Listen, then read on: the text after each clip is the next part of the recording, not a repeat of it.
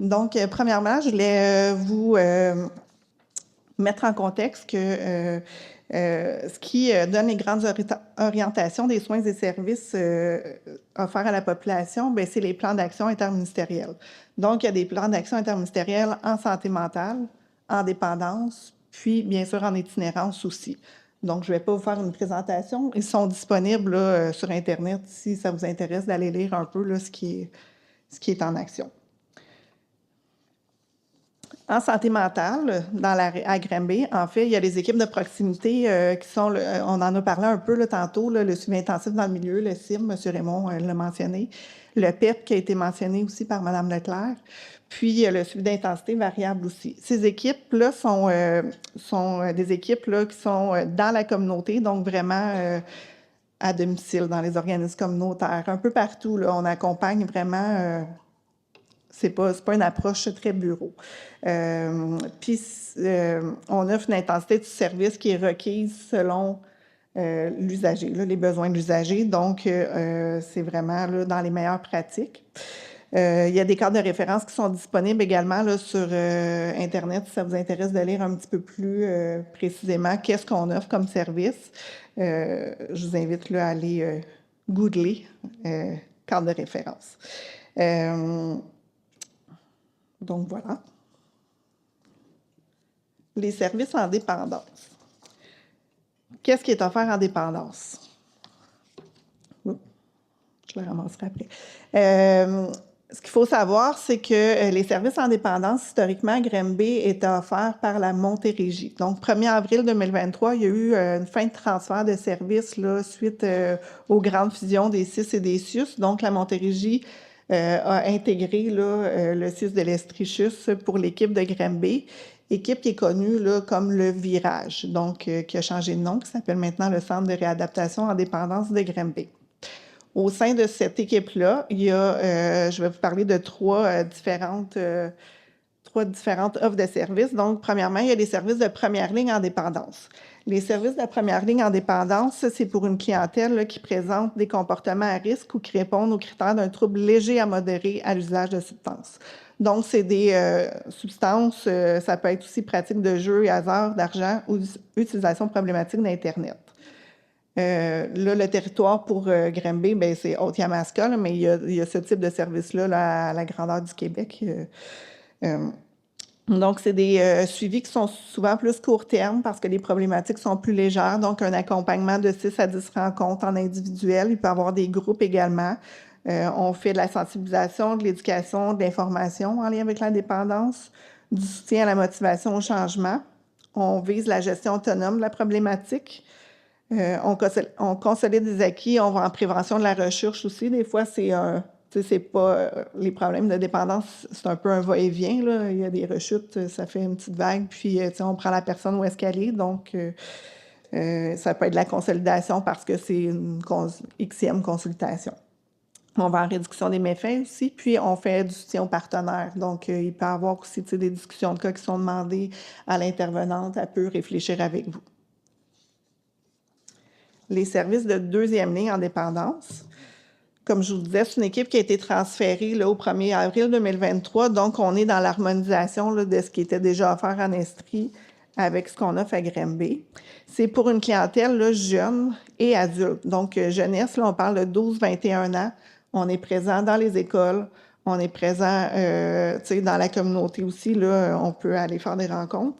Il faut... pour avoir des services de deuxième ligne, il faut présenter un trouble là, qui est quand même un petit peu plus sévère.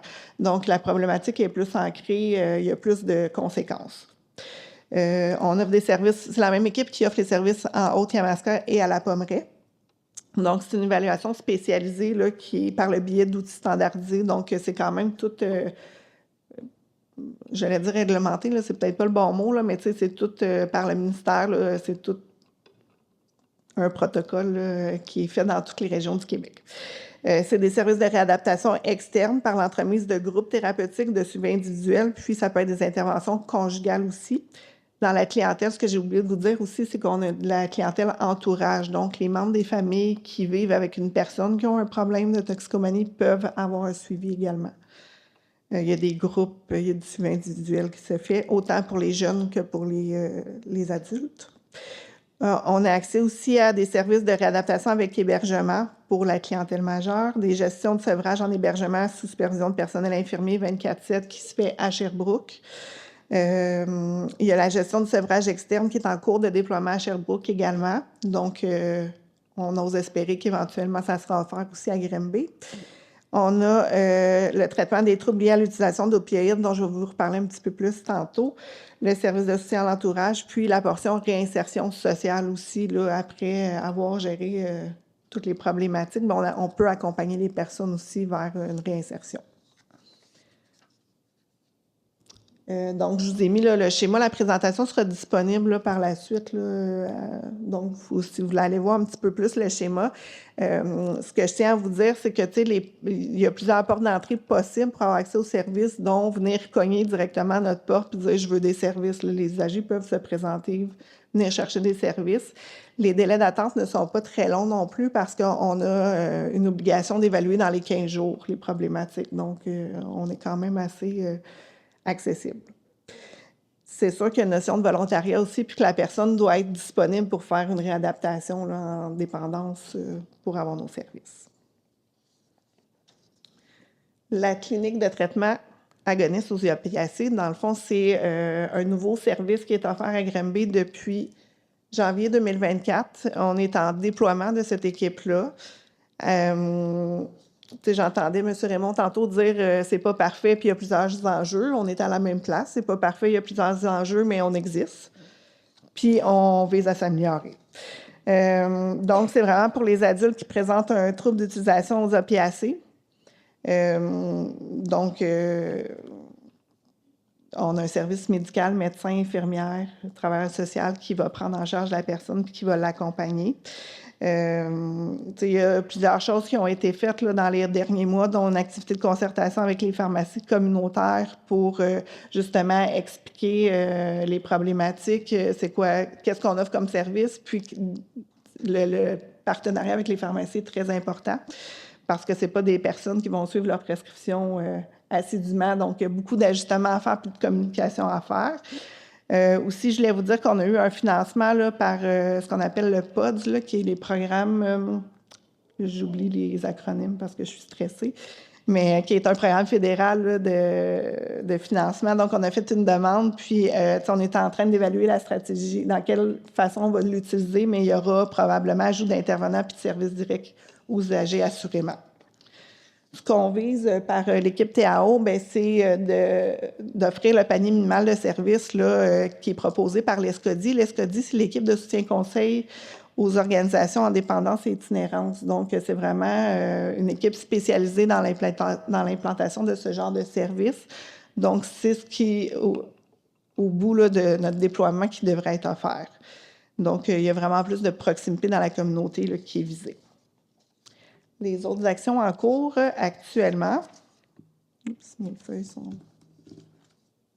on a un plan d'action qui est en continu là, en lien avec le plan d'action interministériel en dépendance. Donc, on suit vraiment nos actions pour se coller à ce qui est demandé là, par le ministère. On a une collaboration pour le déploiement du TAO, justement, avec l'ESCODI que je vous nommais tantôt. On a une collaboration aussi avec le Centre d'expertise et de collaboration pour les troubles concomitants au niveau du CIUS, donc pour aller vers les meilleurs...